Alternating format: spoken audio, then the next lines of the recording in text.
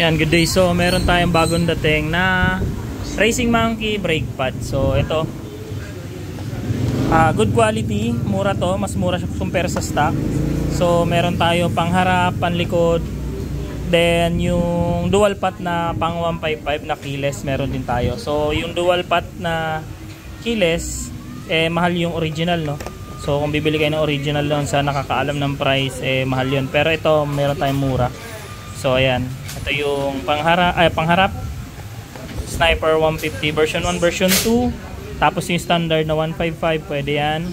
And then, yung dual pat na keyless sa harap ng 155. Tapos ito, yung likod. So, pare-parehas yan.